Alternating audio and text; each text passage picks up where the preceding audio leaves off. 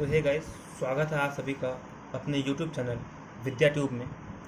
ये जो हमारी सीरीज़ है, ठीक है, ये हमारी क्लास 12 कंटेम्प्रेरी वर्ल्ड पॉलिटिक्स की होगी। ठीक है, कंटेम्प्रेरी वर्ल्ड पॉलिटिक्स की होगी, यानी समकालीन विश्व राजनीति के बारे में। ठीक है, इस सीरीज में हम 12th क्लास की जो राजनीति की बुक है, यानी कि राजनीति जो पॉलिटिक्स की बुक है, चाहे वो दोनों बुक्स, कंटेम्प्रेरी वर्ल्ड पॉलिटिक्स ये बुक और इंडिया सिंस इंडिपेंडेंस, दोनों बुक्स को हम कवर अप करेंगे। ठीक है, तो अभी जो आपका टर्म 1 वाला सिलेबस है उसे हम देखेंगे। ठीक है, कि पहली बुक के बारे में, यानी कि समकालीन विश्व राजनीति की। तो देखिए, अगर आप सिलेबस की बात करें, ठीक है, ये आपकी बुक है। ओके, ये आपकी बुक है।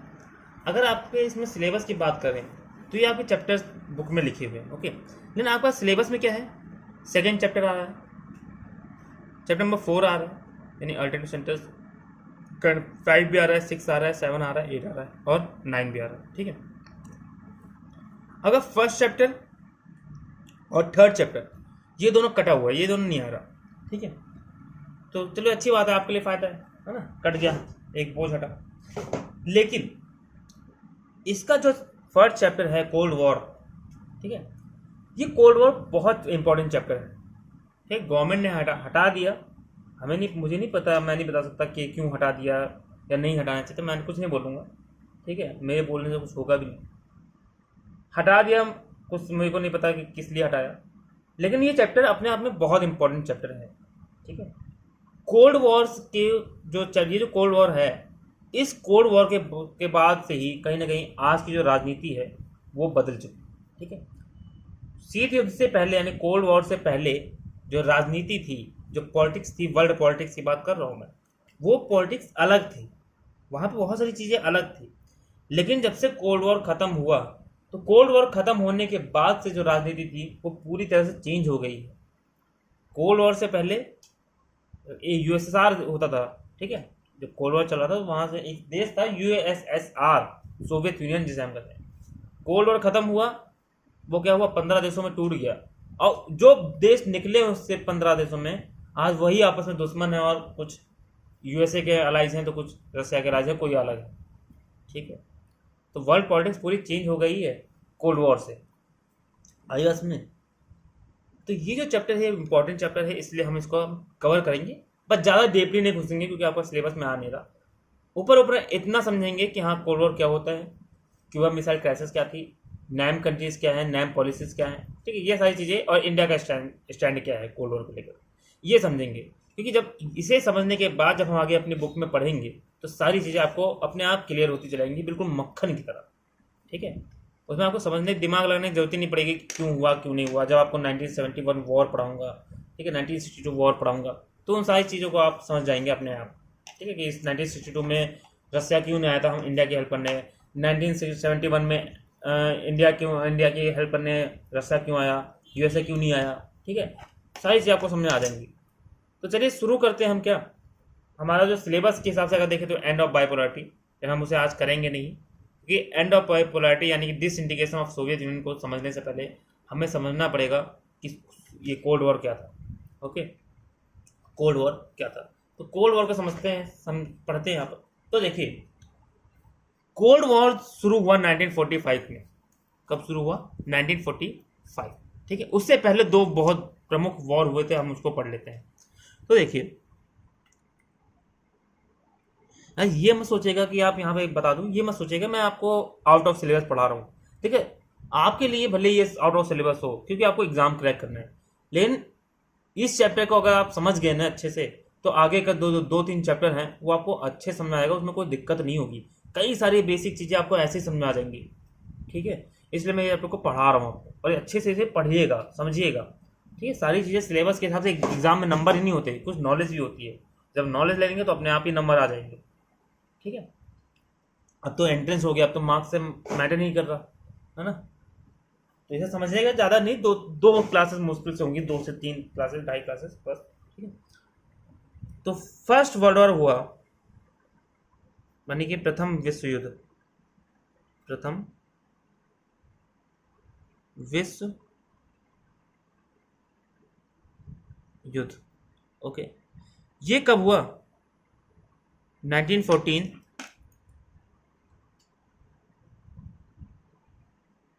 से लेकर के 1918 तक, ठीक है। कहीं कहीं से 1919 बोला जाता है, तो वो अपना अपना डेट होती है, ठीक है।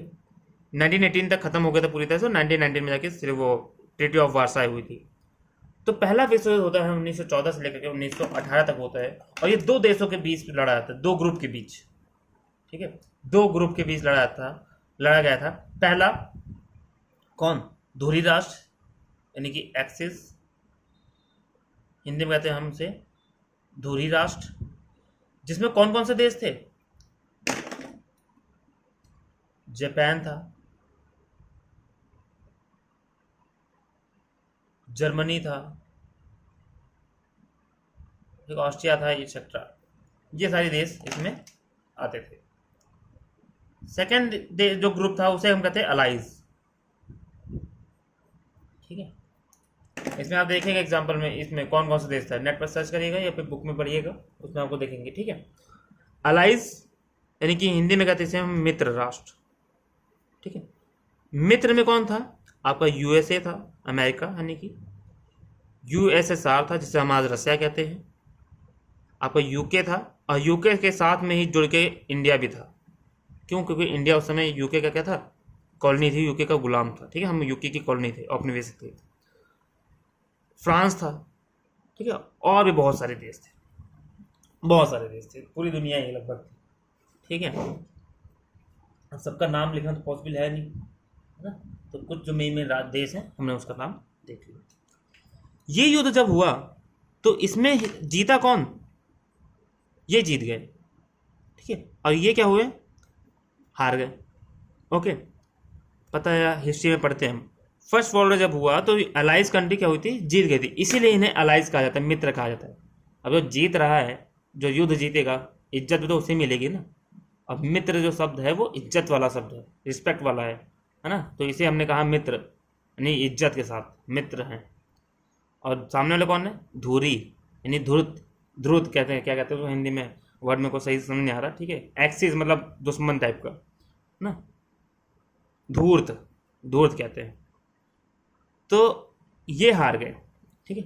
इसके बाद इन्होंने क्या किया? इन लोगों ने इनके ऊपर बहुत सारी टीटी लगाई, बहुत ज़्यादा अपमान किया गया इनका, ठीक है। इनकी मिलिट्री खत्म कर दी, इनके रिसोर्सेज छीन ले गए। उसके बाद इसमें जो अपमान किया गया जर्मनी का, जापान का, उसका बदला लेने के लिए जर्मनी में कौन आया? हिटलर आया। और जर्मनी की इज्जत वापस दिलाने के लिए, अपना बदला लेने के लिए, इन्होंने यहाँ पे क्या हुआ? सेकंड विश्व युद्ध हुआ, यानी दूसरा वर्ल्ड वॉर, ठीक है, सेकंड वर्ल्ड वॉर।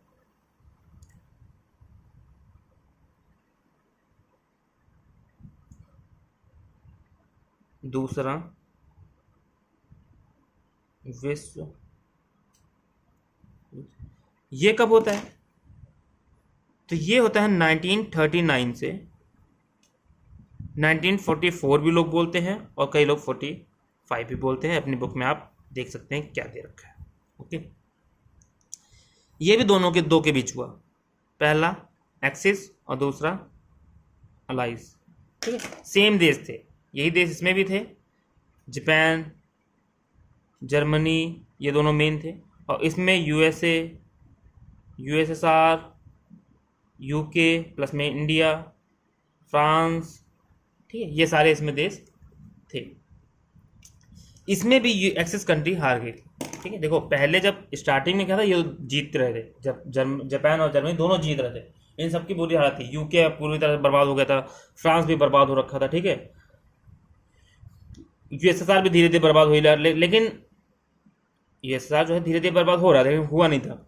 लेकिन यूएसए जब युद्ध में कूदा तो उसने क्या किया? पूरा तख्ता ही पलट कर रख दिया, ठीक है। यूएसए ने सीधे क्या किया?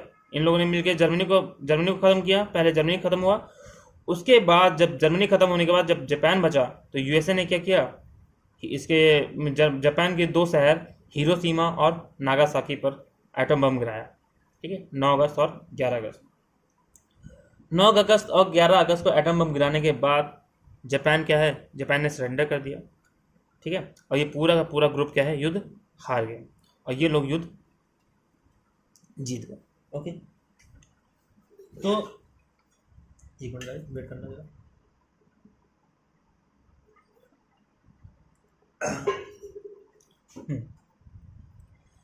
तो जब ये युद्ध जीते हैं, ठीक है, अलाइज लोग जीत गए, तो यहां पे क्या हुआ, दो सुपर पावर निकल के आई।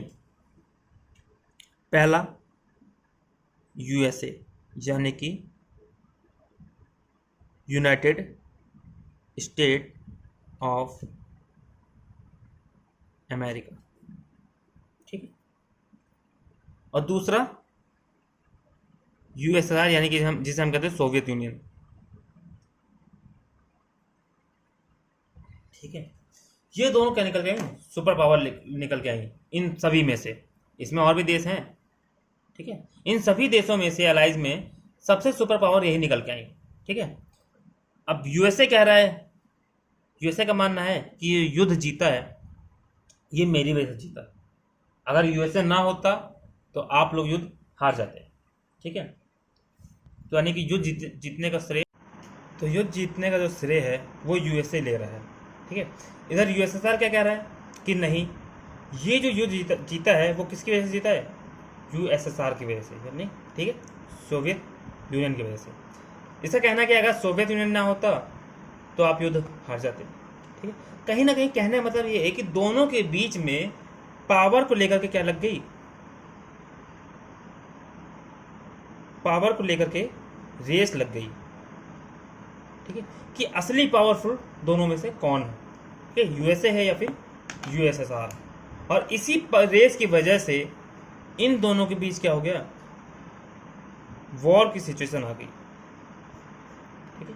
ये दोनों एक दूसरे के दुश्मन बन गए और दोनों एक दूसरे को से वॉर करने के लिए तैयार हो गए, रेडी हो गए, और इसी सिचुएशन को बोला गया कोल्ड वॉर। क्या बोला गया, कोल्ड वॉर, ठीक है, ठीक है। यानी दोनों देशों के बीच जो रेस लगी पावर को लेकर के, और दोनों देश आपस में जो लड़ाई करने के लिए उतारू हो गए, लड़ाई करने के लिए रेडी हो गए, युद्ध करने के लिए रेडी हो गए पावर को लेकर के, इसी सिचुएशन को क्या कहा गया, कोल्ड वॉर कहा गया ना, शीत युद्ध कहा गया। शीत युद्ध का मतलब क्या है, शीत युद्ध क्या है, शीत युद्ध, देखो शीत का मतलब है ठंडा, कोल्ड, है ना, और ठंडा कोई चीज होता है तो जाहिर बात वो खतरनाक नहीं होता। जैसे आप युद्ध है, अगर युद्ध हो रहा है, लड़ाई झगड़ा हो रहा है, खून खराबा हो रहा है, तो उसे हम गर्म कहेंगे, हॉट कहेंगे, ठीक है, क्योंकि वहाँ खून की नदियाँ बह रही हैं, युद्ध हो रहा है, गोलियाँ चल रही हैं। लेकिन कोल्ड वॉर मतलब वॉर तो है, केवल मुंह से हो रही है, ठीक है, सिचुएशन बनी हुई है, लड़ाई हो नहीं रही, एक्चुअल में वॉर हुआ नहीं, ठीक है, ना इधर से गोली चली ना उधर से गोली चली। जैसे आप और मैं हो, ठीक है, आप हो और मैं हो, हम दोनों आपस में क्या करें, मैं आपकी तरफ बंदूक टांगे खड़ा हूँ कि मैं तुम्हें मार दूंगा, और आप मेरे ऊपर बंदूक टांगे खड़े हो कि नहीं आपको मैं मार दूंगा, ठीक है। केवल मैं आपको गाली दे रहा हूँ, आप मेरे को गाली दे रहे हो, ठीक है, गाली गलौज हो रही है, धमकियां चल रही हैं, बंदूक लेके एक दूसरे पर ताने खड़े हैं, लेकिन ना गोली चला रहे हैं, ना इधर थप्पड़ मार रहे हैं, केवल हाथ उठा के खड़े हुए हैं, ठीक है, तैयार हैं लड़ने के लिए, ठीक है, कि आप मेरे सामने आओगे मैं आपको मार दूंगा, मैं आपके सामने आऊंगा आप मेरे को मार दोगे, लेकिन एक्चुअल में लड़ नहीं रहे। तो ये जो सिचुएशन होती है ना, इसे हम कहते हैं शीत युद्ध, कोल्ड वॉर, ओके। यानी एक युद्ध की एक ऐसी अवस्था जिसमें युद्ध की कंडीशन बन जाए कि हाँ, ऐसा लगे कि हाँ युद्ध हो जाएगा, अब युद्ध हो जाएगा, लेकिन एक्चुअल में जाके वो युद्ध ना हो, एक्चुअली में वो युद्ध नहीं हुआ, ठीक है, वो युद्ध कभी हुआ ही नहीं, केवल कंडीशन बन के रह गई, ठीक है। तो इसे ही कहा जाता है, हम कहते हैं शीत युद्ध यानी कोल्ड वॉर, ओके। तो यूएसए और यूएसएसआर के बीच पावर को लेकर क्या लगी, रेस लगी, और उसी को हम कहते हैं शीत युद्ध।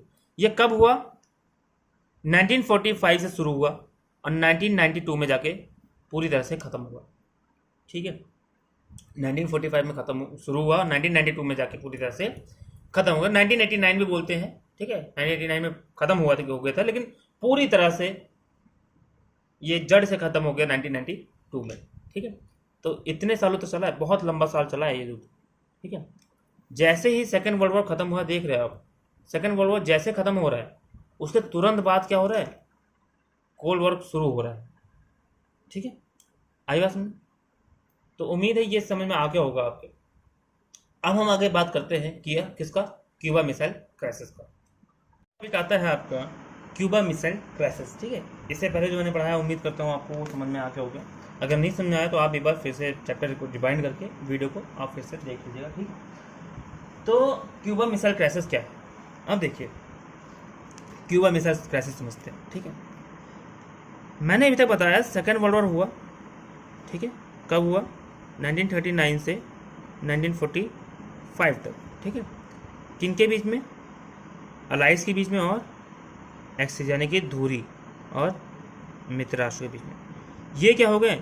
जीत गए, ठीक है। जीतने के बाद यहाँ पे दो पावर निकल के आई, कौन कौन सी? यूएसए और यूएसआर, ठीक है। और इनके बीच क्या चल गया? इनके बीच लग गई रेस, और इसी ने कहीं ना कहीं क्या किया? कोल्ड वॉर को जन्म दिया, शीत युद्ध को जन्म दिया, ठीक है। शीत युद्ध, ओके। तो अब जब शीत युद्ध चल रहा है, शीत युद्ध चालू कब हुआ था? कोल्ड वॉर अगर हम देखें, ठीक है, कोल्ड वॉर अगर देखें तो कब से चालू हुआ था? 1945 से ही चालू हो गया था। यानी कि ये वॉर खत्म हुआ उसके तुरंत बाद ये शुरू हो गया, पावर की लड़ाई शुरू हो गई तुरंत, और ये चला था 1989 तक, ठीक है। 1992 तो वही कहते हैं लोग, ठीक है, जब सोवियत यूनियन का डिसइंटीग्रेशन हुआ, वो दोनों ही सही है आप जिसके हिसाब से कहें, ठीक है। एक्चुअल में तो 1992 ही माना जाएगा, ठीक है, 1990। तो अब इसी में जब वॉर शुरू हो गई 1945 से क्या हुई? कोल्ड वॉर शुरू हो गई। तो धीरे धीरे जब समय बीता तो इन अप्रैल 1961, ठीक है, अप्रैल 1961 में यूएसएसआर को चिंता हुई, ठीक है। क्या चिंता हुई? कि जो यूएस है, आपका अमेरिका है, ये क्यूबा पर अटैक ना कर दे, ठीक है। अब देखो एक चीज़ देखो, अगर हम इसका वर्ल्ड मैप बनाएं तो ये हमारा वर्ल्ड मैप है, ठीक है। आपको समझ में आ रहा होगा ये क्या है? हमारा अफ्रीका है, ये हमारा साउथ अमेरिका है, ठीक है। ये हमारा क्या है? नॉर्थ अमेरिका, यानी कि ये यूएसए है। ये हमारा क्या है? ये वाला देश, अगर देश की बात करें तो हमारा क्या है? यूएसआर, ठीक है। ये हमारा प्यारा सा भारत है ना। और ये जो कॉन्टिनेंट है ये क्या है? हमारा यूरोप है। और ये इधर का पूरा क्या है? एशिया है। यहाँ पर आपका ऑस्ट्रेलिया पड़ेगा, ठीक है। ये सारा है, नीचे अंटार्कटिका। तो देखो जो क्यूबा था, क्यूबा यहाँ पर पड़ता है। ये क्या हमारा? क्यूबा। क्यूबा एक बहुत छोटा सा द्वीपीय देश है, ठीक है। एक आइलैंड का देश है, एक आइलैंड है छोटा सा, ठीक है। इतना भी छोटा नहीं है, मतलब है छोटा लेकिन इतना भी नहीं है कि आप बिल्कुल छोटा पिन पॉइंट मानो, ठीक है। क्यूबा देश है।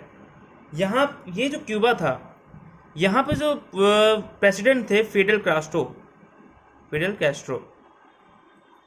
ठीक है, फिडेल कैस्ट्रो। ये अलाइज थे किसके? यूएसएसआर के, ठीक है। अब एक चीज़ समझिए, यूएसएसआर में जो आइडियोलॉजी चलती थी वो सोशलिज्म की थी, सोशलिज्म यानी कि समाजवाद। और जो यूएसए था, ठीक है, यहाँ पे अगर हम यूएसए करें, जो यूएसए था वहाँ पे क्या था? कैपिटलिज्म था, कैपिटलिज्म यानी कि पूंजीवाद, ठीक है। कोल्ड वॉर केवल पावर को लेकर लड़ाई नहीं थी। जब आप और अच्छे डीपली से कोल्ड वॉर पढ़ेंगे ना, आपने चैप्टर तो है मैं ऊपर पढ़ा रहा हूँ, जब आप और अच्छे पढ़ेंगे ना तो कोल्ड वॉर केवल ये इसीलिए लड़ाई नहीं थी कि पावर को लेकर के। कोल्ड वॉर आइडियोलॉजिकल लड़ाई भी थी, ठीक है। आइडियोलॉजी यानी कि जो आपकी विचारधारा है, विचारधारा की भी लड़ाई थी कोल्ड वॉर, ठीक है। यूएसएसआर चाहता था पूरी दुनिया में सोशलिज्म चले, और यूएसए चाहता था पूरी दुनिया में कैपिटलिज्म चले यानी पूंजीवाद चले, ठीक है। ये समाजवाद, ये पूंजीवाद। अब देखिए एक बात बताइए, आपका घर में आप रहते हैं, ठीक है, आप रहते हैं, आपके पड़ोसी अगर हैं तो जाहिर सी बात है कहीं ना कहीं पड़ोसी जो होगा वो आपके आइडियोलॉजी के हिसाब से होगा, है ना। उम्मीद है थोड़ा बहुत आइडियोलॉजी कहीं ना कहीं क्या होगा? आपकी तरह की होगी उसकी। लेकिन यहाँ पर देखो क्या है, यहाँ पर जो क्यूबा देश है वो पड़ोसी किसका है? अमेरिका का, ओके। लेकिन इसकी जो आइडियोलॉजी थी, जो इसकी विचारधारा थी, वो किससे मैच होती थी? यूएसएसआर से, यानी कि सोवियत यूनियन से, समाजवादी। तो यहाँ पर जो राष्ट्रपति थे, प्रेसिडेंट थे क्यूबा के, फिडेल कैस्ट्रो, ये अलाइज थे किसके? यूएसएसआर के, ठीक है। यूएसएसआर, इन दोनों के बीच अच्छी दोस्ती थी, ये दोस्त थे, जिगरी यार, ठीक है। तो यूएस अब यहाँ पे सोशलिज्म है, अमेरिका क्या चाह रहा है कि पूरे दुनिया में क्या चले, कैपिटलिज्म चले, ठीक है। तो कहीं ना कहीं यूएसआर के अंदर ये डर आया कि कल को जो यूएसए है, यूएसए क्या करेगा, क्यूबा पर हमला करेगा, वहाँ पे अटैक करेगा और उसको कब्जा कर लेगा, और वहाँ के जो फेडरल कैस्ट्रो जो प्रेसिडेंट हैं उनको हटा करके वहाँ पर डेमोक्रेसी ले आएगा और कैपिटलिज्म की पॉलिसी वहाँ पर चालू कर देगा, ठीक है। तो इससे कहीं ना कहीं क्या हुआ, इनके ऊपर दिक्कत आ रही कि नहीं आ रही है ना, इनका एक दोस्त खत्म हो जाएगा, ठीक है।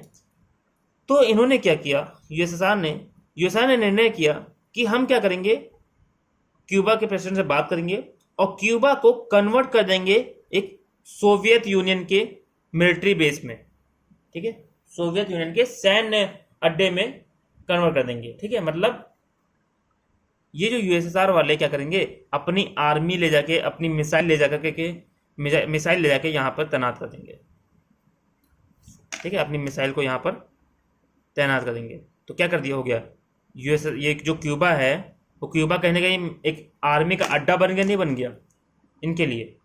वैसे फ़ायदा क्या हुआ, देखो फ़ायदा क्या हुआ, अब यहाँ से यहाँ पर हमला करना बहुत दूर है ना, बहुत दिक्कत पड़ेगी यहाँ से, अगर हमला करेंगे यहाँ पर आने में या फिर यहाँ से हमला, बहुत दिक्कत पड़ेगी। अब यहाँ पर आ गया, इनका मिलिट्री बेस बन गया, यहाँ पे क्या है, मिसाइल रख दी, अब यहाँ से यहाँ पर तो हमला करना आसान हो गया ना, कम दूरी है, बिंदास हमला कर देंगे, कोई दिक्कत नहीं है। पहला फ़ायदा ये हो गया, ठीक है, अच्छे से पॉइंट मिल गया, इनके रेंज में ही आ गए। दूसरा, क्यूबा भी सेफ हो गया, यानी सोशलिज्म की जो एक देश में आइडियोलॉजी चल रही थी उसको कोई खतरा नहीं हुआ, ठीक है। तो दो फायदे हुए यूएसएसआर को, ठीक है। अब देखो यहाँ पर मिसाइल लाके यूएसएसआर ने रख दी, कौन सी मिसाइल, एटॉमिक मिसाइल थी, सब में परमाणु बम लगे हुए थे, ठीक है।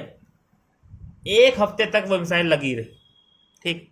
अभी देखना इनकी पावर, देखना यूएसए की, एक हफ्ते को मिसाइल लगी रही, एक हफ्ते के बाद पता चला कि इनको यूएसए के कि भैया बगल में जो क्यूबा है वहां पर मिसाइल लगा दिया, कौन, रशिया, यानी कि यूएसएसआर, ठीक है। एक हफ्ते बाद सोचो, मतलब इन बंदों के बगल में मिसाइल लगी हुई है, ठीक है, बगल में ये इंसान ले खड़ा है बंदूक मिसाइल, और इनको पता ही नहीं चल रहा कि वो मिसाइल लगी हुई है।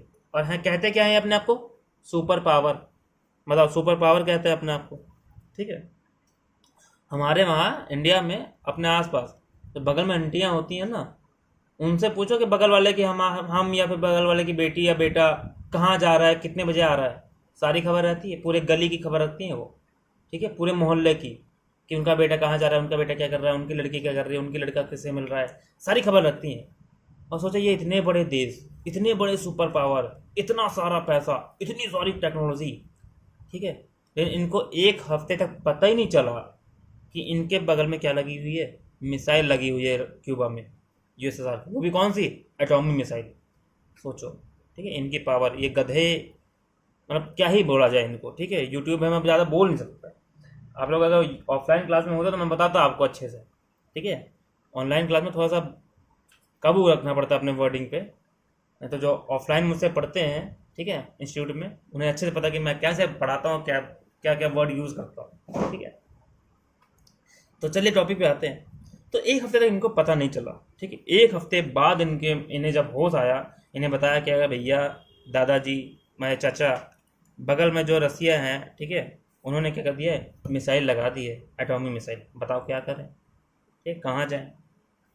तो अब यहाँ पर उस समय जो सरकार थी, उनका जो नाम था प्रेसिडेंट का, ठीक है, उनका जो प्रेसिडेंट का जो नाम था वो जॉन एफ कैनेडी, ठीक है, John F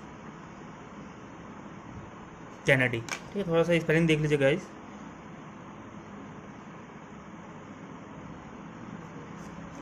John F Kennedy.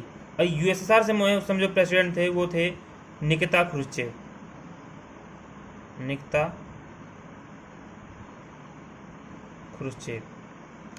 ठीक है। और यहाँ पे कौन थे, फिडेल कैस्ट्रो, ये दोनों दोस्त थे, ये दोनों क्या थे, दोस्त। इनको डर लगा कि ये जो यूएसए है कहीं इनके पर हमला ना करते, इनको कब्जा ना कर ले, और क्या किया इन्होंने, फिर इसको अपनी मिसाइल लेके आए और यहाँ पर तैनात कर दी, ठीक है, मिसाइल ऐसे लगा दी, आओ बेटा करो अगर तुम हमला, देखते हैं कैसे करते हो।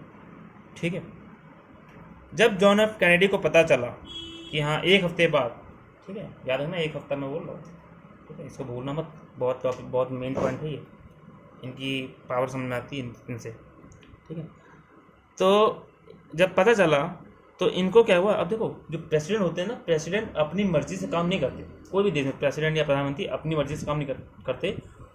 वहाँ कई सारे ब्यूरोक्रेट्स होते हैं, कई सारे ऑफिसर्स होते हैं, कई सारे स्पेशलिस्ट होते हैं। ठीक है, जैसे इंडिया में IAS ऑफिसर होते हैं, IPS ऑफिसर होते हैं, ये सब सलाह देते हैं सरकारों को कि आप ये काम करिए, यहाँ पे ये बोलिए, यहाँ पे ये काम करना है, तब जाके काम होता है, ऐसे अपने मर्जी से काम नहीं करते। ठीक है, आई बात में, नहीं तो नेता लोग क्या है यार, पढ़े लिखे कहाँ होते हैं नेता ज़्यादा।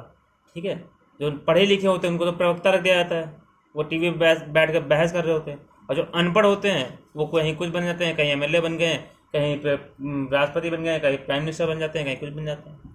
ठीक है, लेकिन वो अपने मर्जी से काम नहीं करते, उनको सलाह दिया जाता है किनके द्वारा, IAS के द्वारा, IPS, IFS, IRS, इन लोग बड़े बड़े स्पेशलिस्ट और ऑफिसर्स के द्वारा। ठीक है, तब जाके वो काम करते हैं।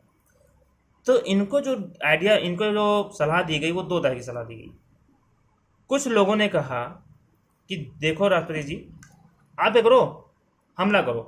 ठीक है, इन्होंने हमारे ऊपर तैनात कर दी मिसाइल, इन्होंने लगा बहुत अत्य मचा दिए, इनके ऊपर हमला करो, इनको ख़त्म करो, एक तरफ से बात ख़त्म।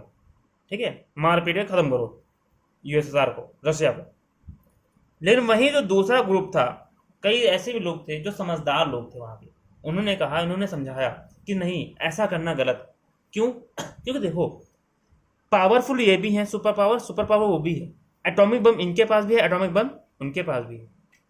ये तो फिर भी ठीक है, वो तो सबसे बड़े पागल हैं। ठीक है, ये अपने पे आ जाएंगे तो छोड़ेंगे नहीं।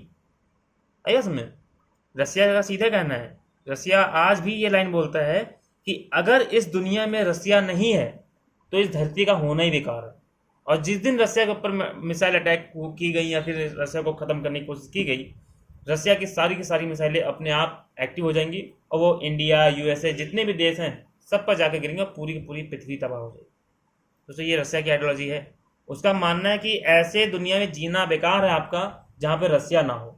ओके, तो इन्होंने जो दूसरा ग्रुप था, इन्होंने सलाह दी, देखिए आप यहाँ पे वॉर मत करिए, नहीं तो क्या होगी, सिचुएशन बहुत ज़्यादा बिगड़ जाएगी। क्योंकि सुपर पावर वो भी है, सुपर पावर हम भी हैं, अगर युद्ध होता है तो उससे भी नुकसान होगा और हमें भी नुकसान होगा। 2 विश्व युद्ध में देख ही चुके हैं कितना नुकसान हुआ है। ठीक है, अब अगर तीसरा विश्व युद्ध हो गया तो बहुत दिक्कत हो जाएगी सर, ये दुनिया ही नहीं बचेगी। तो क्या किया गया, जॉन एफ कैनेडी ने क्या किया, अपने जो नेवी थी, US नेवी को, है ना, जो वहाँ की नौसेना थी, उनके जहाज़ों को भेजा, और जहाज़ों को भेजने के बाद क्या किया, उनको इनके चारों तरफ खड़ा कर दिया, क्यूबा को चारों तरफ से घेर लिया। क्यों घेर लिया? ताकि USA का कनेक्शन टूट जाए, USA के दूसरी जहाज़ यहाँ पे आ ना पाए। ठीक है, अब घेर लिया, अब पूरा कनेक्शन इनका टूट गया है। ठीक है, मिसाइलें लगी हैं, कनेक्शन टूट गया है। अब क्या हुआ, अब इन दोनों के बीच में टेबल रखी गई। ठीक है, एक तरफ USA बैठा, एक तरफ USSR बैठा, और बीच में UNO, तो बीच में UNO बैठा। ठीक है, अब देखिए क्यूबा में मिसाइल अभी लगी हुई है, क्यूबा को USSR ने घेर रखा है, दोनों बैठे हैं आके बातचीत की टेबल पर। ठीक है, बातचीत हुई, दोनों के बीच में क्या हुआ, सुलह समझौता हुआ, और USSR ने बोला, ठीक है, कि ठीक है हम अपने एटॉमिक बम क्या करते हैं, हम अपनी मिसाइल वापस ले लेंगे। ठीक है, हम अपनी मिसाइलें जो हैं, वो जो मिसाइल्स हैं उन्हें क्या कर लेंगे, वापस ले लेंगे। ठीक है, लेकिन बदले में आप क्या करो, वादा करो। क्या वादा करो? कि आप जिंदगी में कभी भी, ठीक है, जिंदगी में कभी भी क्यूबा पर हमला नहीं करोगे। क्यूबा हमेशा स्वतंत्र है, स्वतंत्र था और स्वतंत्र रहेगा, उसके ऊपर आप हमला नहीं करोगे, ना कि वहाँ की सरकार को ख़त्म करोगे। ठीक है, तो USA ने क्या किया, USA ने प्रॉमिस किया, ठीक है अगर आप अपनी मिसाइल हटाते हो तो हम वादा करते हैं कि क्यूबा पर कभी भी ज़िंदगी में USA हमला नहीं करेगा। ठीक है, तो दोनों बात समझ में आई। तो इन्होंने अपनी मिसाइल वापस ले ली और इन्होंने वादा कर दिया कि हाँ हम क्यूबा पर हमला नहीं करेंगे। तो इस तरह क्या हुआ, क्यूबा सेफ हो गया, वहाँ के सोशलिस्ट गवर्नमेंट थी वो सेफ हो गई, ठीक है, और डर खत्म हो गया। तो इस तरह से यहाँ से क्यूबा मिसाइल क्राइसिस को हटा, क्यूबा ये यहाँ यूएसएसआर ने क्यूबा से अपनी मिसाइल हटाई, ठीक है, इन्होंने इसका घेरा हटाया और ये अपना सेफली आज भी चल रहा है। तो इसी जो ये जो सिचुएशन बनी, ठीक है, ये जो प्रॉब्लम हुई, इसी को हम कहते हैं, ये जो क्राइसिस आए हैं इसी को हम कहते हैं क्यूबा मिसाइल क्राइसिस। ठीक है, क्यूबा मिसाइल क्राइसिस कब हुआ था? 1961 में जाके हुआ था। ओके, आगे बात सुनिए। ठीक है, तो 1961 में शुरू हुआ था, 1962 में हुआ था, याद रखिएगा। ठीक है, 1962 में करीब हुआ था। अच्छा, ये डेट याद रखना, 1962 ये डेट बहुत इंपॉर्टेंट है इंडिया के कॉन्टेक्स्ट में। ठीक है, जब इंडिया चाइना वॉर पड़ते हैं, तो वहाँ पर जब इंडिया और चाइना का वॉर हुआ था, तो ये जो क्या कहते हैं, हमारा रसिया यानी कि यूएसएसआर हमारी हेल्प करने नहीं आया था। ठीक है, क्यों नहीं आया था? क्योंकि वो यहाँ बिजी था, क्यूबा में बिजी था, इसीलिए कहीं ना कहीं नहीं आया था। ठीक है, ऐसा है। बाकी और भी कई सारे रीज़न है, एक ही रीज़न नहीं होता कोई भी। ठीक है, बहुत सारे रीज़न होते हैं, एक कहीं ना कहीं ये रीज़न है। ठीक है, तो वो नहीं आया था और वहाँ हम युद्ध हार गए थे। तो इस तरह से क्या हुआ, क्यूबा मिसाइल क्राइसिस का सॉल्यूशन निकला, वो सॉल्व हुआ, और यहाँ से धीरे धीरे इसी क्यूबा मिसाइल से धीरे धीरे जो कोल्ड वॉर की प्रॉब्लम थी वो धीरे धीरे डाउन होना शुरू हो गया। ठीक है, कोल्ड वॉर धीरे धीरे ख़त्म होना शुरू हो गया, उसकी स्टार्टिंग हो गई। तो आई होप कि आपको ये क्यूबा मिसाइल क्राइसिस क्या है समझ में आया होगा। ओके, तो एक बार हल्का सा रिवीजन कर लेते हैं। ठीक है, हमने क्या क्या पढ़ा।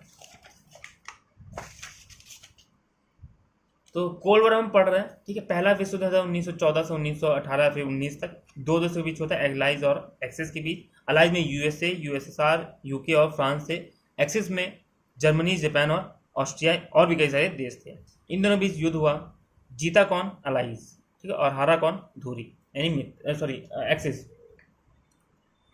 इसके बाद दूसरा विश्व युद्ध होता है कब? 1939 में, और जो चलता है 1944 या 45 तक।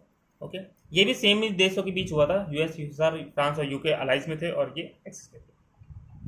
ठीक है, यहां पर क्या हुआ, अलाइज जीत जाते हैं, और अलाइज के जीतने के बाद उन अलाइज जो कंट्री थे, जो मित्र कंट्री थे, उसमें दो कंट्री जो थी वो सबसे बड़ी सुपर पावर थी, एक यूएसए, दूसरा यूएसएसआर। ठीक है, यानी सोवियत यूनियन। इन दोनों के बीच क्या हो गई, पावर को लेकर रेस लग गई, आइडियोलॉजी को लेकर के रेस लग गई। क्योंकि यूएसए किसको फॉलो करता था? कैपिटलिज्म को, कैपिटलिज्म को फॉलो करता, नहीं पूंजीवाद को। और ये किसको फॉलो करता था? समाजवाद को। ठीक है, तो सोवियत यूनियन समाजवाद को फॉलो कर रहा है, ये चाहता पूरी दुनिया समाजवाद में रंग जाए, पूरी दुनिया में क्या चले? समाजवाद चले। और ये चाहते हैं पूरी दुनिया में क्या चले? पूंजीवाद चले, है ना। अब समाजवाद पूंजीवाद आपको पता होगा, अगर नहीं पता होगा तो एक बार कमेंट कर दीजिएगा। ठीक है, वो दोनों आइडियोलॉजी में आपको बता दूंगा अच्छे से। ठीक है, इकोनॉमिक्स में आप अच्छे से पढ़ते हैं इन दोनों आइडियोलॉजी को। तो इन दोनों बीच क्या लग गई? रेस फॉर पावर लग गई, और वहीं से क्या हुआ? कोल्ड वॉर शुरू हो गया। ठीक है, कोल्ड वॉर एक वॉर की सिचुएशन थी जहां पे ऐसा लग रहा था कि हाँ वॉर हो जाएगी, लेकिन वॉर एक्चुअल में हुई नहीं। फिर आता है Cuba missile crisis. Cuba missile crisis कब हुआ? 1961 से शुरू हुआ, 1962 तक चला था। ठीक है, 1962 बोला जाता है, तो 1962 में हुआ था। ठीक है, 1962 में हुई, मतलब 1961 से उसका स्टार्टिंग हो गई थी, और 1962 में मिसाइल को प्लेस कर दिया गया था। ठीक है, तो 1962 अगर आपसे पूछा तो 1962 लगाएगा। तो ये वर्ल्ड मैप है। अगर हम देखें यहाँ पर क्यूबा क्या है, आपका यूएसए के पास में है।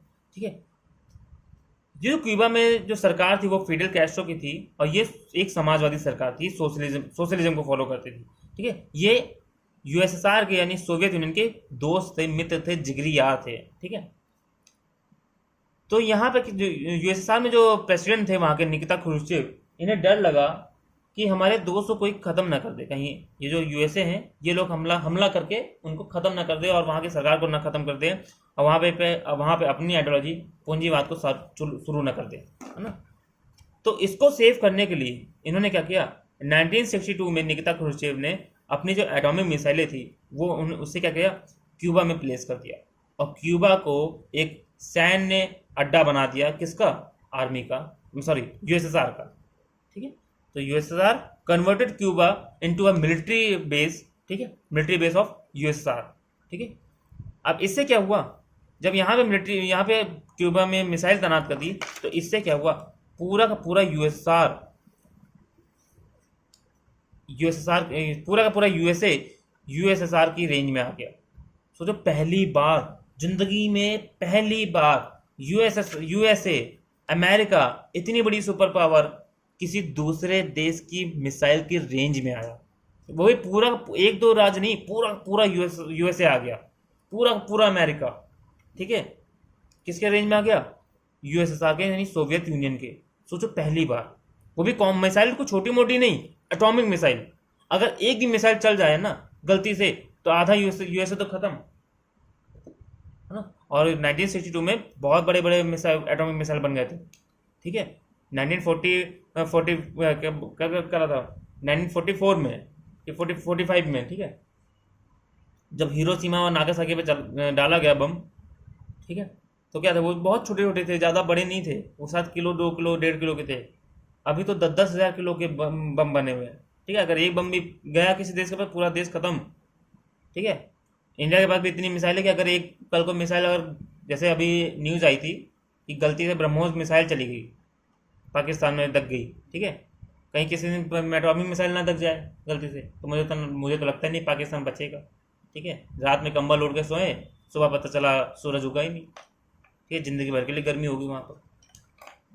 तो वो तो मजाक की बात है, ऐसा होता नहीं है कि गलती से मिसाइल दग जाए, वो भी एटॉमिक मिसाइल, क्योंकि एटॉमिक मिसाइल को असेंबल करके कभी नहीं होता, अलग अलग भाग में रखते हैं, एक पार्ट यहाँ, एक पार्ट वहाँ, एक पार्ट वहाँ, और जब जरूरत होती है तो सीधे सारे पार्ट ला करके जोड़ के तब यूज़ किया जाता है, ठीक है। लेकिन यहाँ पे पूरी की पूरी रेडी टू फ्लाई मिसाइल लगाई गई, ठीक है, कि बटन दबाया उड़ गई दाग दी गई मिसाइल।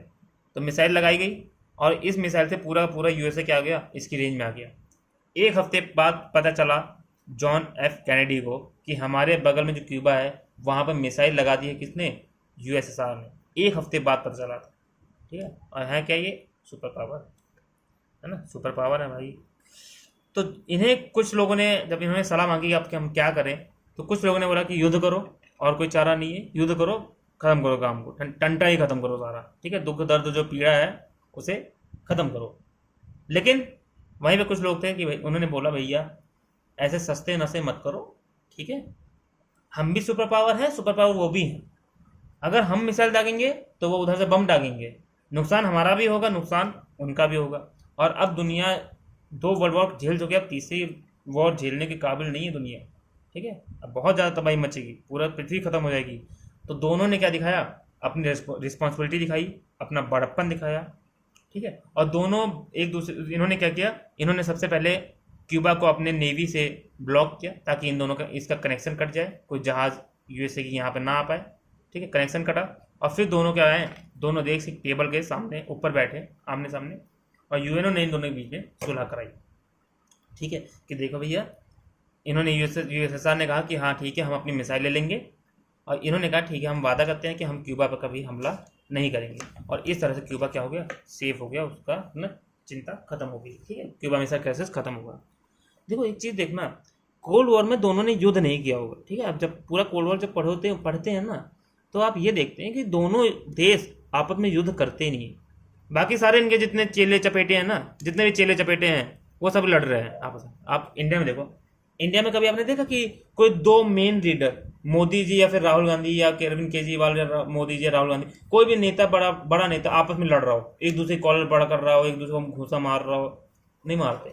लेकिन न्यूज़ में जो उनके प्रवक्ता आते हैं छोटे मोटे, ठीक है, या फिर जो हम गली में जो सपोर्टर होते हैं, लड़ाई करने पर उतर जाते हैं। जो चेले चपेटे हैं वो लड़ रहे होते हैं, ठीक है। लेकिन जो मेन लीडर है वो चुपचाप अपने घर में बैठ के, दोनों बैठ के आराम से बात कर रहे थे, चाय पानी पी रहे होते, ठीक है। सेम सिस्टम यहाँ था। ये दोनों आपस में लड़ाई नहीं करें, कभी डायरेक्ट नहीं लड़े, बस इनके जो आगे बाकी जो अलाइज थे, इनके जो अलाइज थे या इनके जो अलाइज थे, वो आपस में लड़ रहे थे, ठीक है। ये दोनों डायरेक्ट नहीं आए। क्यों डायरेक्ट नहीं आए, क्योंकि उन्हें पता था कि अगर हमने डायरेक्ट लड़ाई कर ली ना, तो 3rd वर्ल्ड वॉर पक्का है। और ये दोनों सुपर पावर थे, और जब आपके पास जितनी ज़्यादा पावर आती है ना, जितना ज़्यादा आप शक्तिशाली होते हैं, आगे उतनी ज़्यादा ही रिस्पॉन्सिबिलिटी आती है, ठीक है। आप अगर घर में जैसे आप छोटे बच्चे थे तब आपके पास पावर नहीं थी, आपके पास रिस्पॉन्सिबिलिटी नहीं थी, लेकिन जब 10th पास करते हैं या फिर 12th पास करते हो तो आपके पास क्या आता है, आप धीरे धीरे जैसे बड़े हो जाए, 12th पास किया तो आपके पास कुछ पावर्स आती हैं कि आप कहीं भी जा सकते हैं, कहीं भी घूम सकते हैं, लेकिन उसके साथ साथ में क्या आता है, आपके पास कुछ रिस्पॉन्सिबिलिटी आती है। ठीक है, कि आप गलत काम नहीं करेंगे, आप कहीं नशे में जाएंगे, नशे नहीं करेंगे। ठीक है, आप टाइम से घर आएंगे, अपने छोटों को सही रखेंगे। ठीक है, उनको अच्छी बातें बताएंगे। फिर आप जब शादी होती है तो आपके पास और पावर आ जाती है। ठीक है, आप कहीं भी अकेले जा सकते हैं, यहाँ के देश से बाहर भी जा सकते हैं। ठीक है, तो वहाँ पे भी क्या आता है, आपका रिस्पॉन्सिबिलिटी आ जाती है और ज़्यादा। फिर आप जब एजड होते हैं, यहाँ पे हेड ऑफ द फैमिली बन जाते हैं, तब आपके पास और ज़्यादा रिस्पॉन्सिबिलिटी आती है। पावर तो आती है, रिस्पॉन्सिबिलिटी भी आती है आपके साथ। तो पावर के साथ साथ, शक्ति के साथ साथ रिस्पॉन्सिबिलिटी भी आती है, दोनों एक साथ चलती हैं। ये ऐसा नहीं कि पावर पावर मिल जाए, रिस्पॉन्सिबिलिटी मिल ही नहीं रही। है ना, मोदी जी अगर प्रधानमंत्री हैं तो वो पावरफुल है, ठीक है, लेकिन उनके ऊपर रिस्पॉन्सिबिलिटी भी बहुत है, ये चीज़ को समझिए आप। ठीक है, तो यूएसए भी सुपर पावर है, ये भी सुपर पावर है, इसका मतलब ये भी, इसके पास भी रिस्पॉन्सिबिलिटी है और इसके पास भी बहुत ज़्यादा रिस्पॉन्सिबिलिटी है, ताकि आगे वॉर ना हो। ठीक है, और 1945 में यूएनओ बन चुका था, याद रखिएगा। ठीक है, आगे पढ़ाएंगे इसको। तो इस तरह से दोनों आपस में लड़ते नहीं है, केवल वॉर की सिचुएशन बनी रही, और इसे हम कहते हैं कोल्ड वॉर। ठीक है, क्यूबा मिसाइल कैसे, मैंने वो बता दिया। अब आखिरी क्लास हम अगली क्लास में पढ़ेंगे। ठीक है, तब तक के लिए आप वो वीडियो देखते रहिए। नहीं समझ में आता है तो आप एक बार बुक में भी रीड करिएगा और इसको अपना दोबारा से एक बार रिवाइड करके फिर देख सकते हैं। फिर इसके अलावा लाइक करिए, कमेंट करिए, शेयर करिए अपने दोस्तों के साथ। ठीक है, और वो सब चैनल को सब्सक्राइब करिए और बेल आइकन को प्रेस कर लीजिए, ताकि क्या हो, आपको जो भी हमारे नोटिफिकेशन है वो आपको मिलती रहे। ठीक है, तब तक के लिए गुड बाय, सी।